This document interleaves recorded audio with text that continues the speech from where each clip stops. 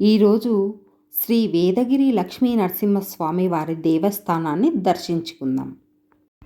మన రాష్ట్రంలో పొట్టి శ్రీరాములు నెల్లూరు జిల్లాలోని నరసింహకొండపై శ్రీ వేదగిరి లక్ష్మీ నరసింహస్వామి వారు వెలసి ఉన్నారు. నవ నారసింహ క్షేత్రాలలో చివరి క్షేత్రం వేదగిరి లక్ష్మీ నరసింహస్వామి క్షేత్రం. నెల్లూరుకి 10 కిలోమీటర్ల దూరంలో నారసింహకొండ నెలకొని ఉంది. పినాకిని నది తీరాన వేదగిరి శ్రీ ఆదిలక్ష్మి సమేత నృసింహస్వామి నెలకొని ఉన్నాడు. వేదగిరి అనే నామం ఈ క్షేత్రానికి పురాణ పరంపరగా ఏర్పడింది.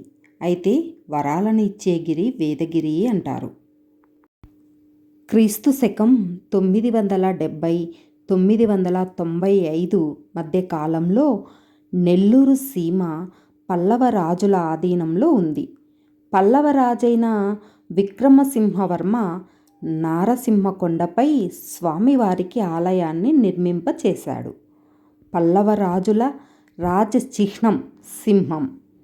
ఆ సింహాకృతియే తమ విజయ సంకేతంగా భావించి నారసింహకొండపై లక్ష్మీ నారసింహస్వామికి దేవాలయాన్ని నిర్మింపచేశాడు. బ్రహ్మాండ పురాణం ప్రకారం సప్త మహర్షులు స్వామివారి అనుగ్రహం కోసం కొండపై యాగాలు నిర్వహించారు. కృతయుగాంతంలో కశ్యపు మహర్షికి స్వామివారు గృహాంతర్భాగంలో వైశాఖ శుద్ధ చతుర్థి స్వాతి నక్షత్రంలో సాయం సంధ్యా సమయంలో జ్యోతి రూపంలో దర్శనాన్ని అనుగ్రహించారు. గుహలో జ్యోతి కనిపించిన ప్రదేశంలో కశ్యపు మహర్షి స్వామిని ఆదిలక్ష్మి సహితంగా ప్రతిష్ఠించినట్లు పురాణ కథనం. ఈ స్వామివారి పురాణ కథను ఇక్కడ మెట్ల మార్గంలో పూజారి గారు వెళ్తూ ఉన్నారు కదా, ఈ అయ్యవారు నాకు చెప్పడం జరిగింది.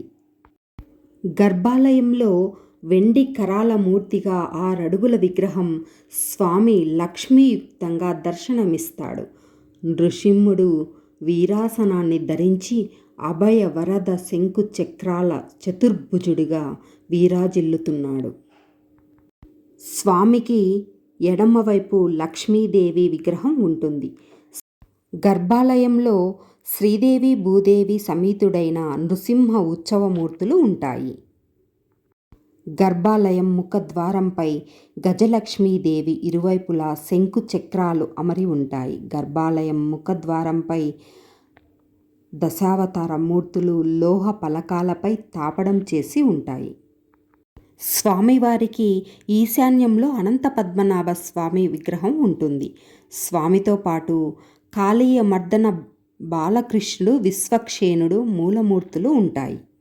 స్వామివారికి ఉత్తర భాగంలో సుమారు 20 అడుగుల ఎత్తైన ఆదిలక్ష్మీదేవి సన్నిధి ఉంటుంది. ఆలయ ప్రాంగణం చుట్టూ ఆహ్లాదకరమైన పచ్చటి ప్రకృతి భక్తులను ఆనంద పరవశింపచేస్తుంది. స్వామివారి విమాన శిఖర సమాంతరంగా సుమారు 40 అడుగుల ఎత్తున్న ధ్వజస్తంభం ఉంటుంది. మెట్ల మార్గానికి ఇరువైపులా వీరాంజనేయ స్వామివారు గరుత్మంతులు భారీ శిలాకృతులతో భక్తులను ఆకట్టుకుంటారు.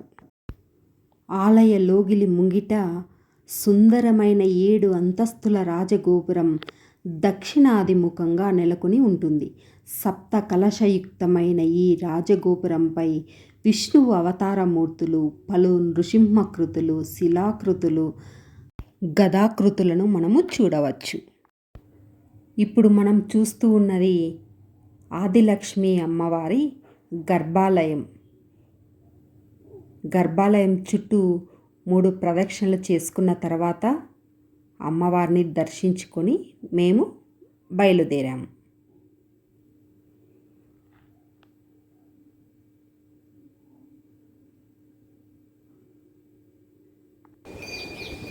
ఆదిలక్ష్మి అమ్మవారి గర్భాలయం నుంచి ఇలా దిగి వస్తుండగా ఇక్కడ మీరు చూస్తున్నది లక్ష్మీ నరసింహస్వామి వారి దేవాలయం. ఇలా కిందికి వస్తే ధ్వజస్తంభం.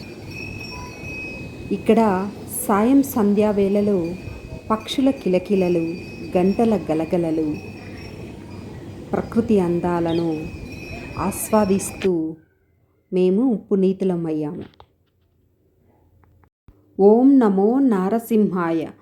ఉగ్రం వీరం మహావిష్ణుం జ్వలంతం సర్వతోముఖం నృసింహం భీషణం భద్రం మృత్యుం నమామ్యహం అని మరొకసారి లక్ష్మీ నరసింహస్వామి వారిని తలుచుకొని మేము బయలుదేరిపోయాం.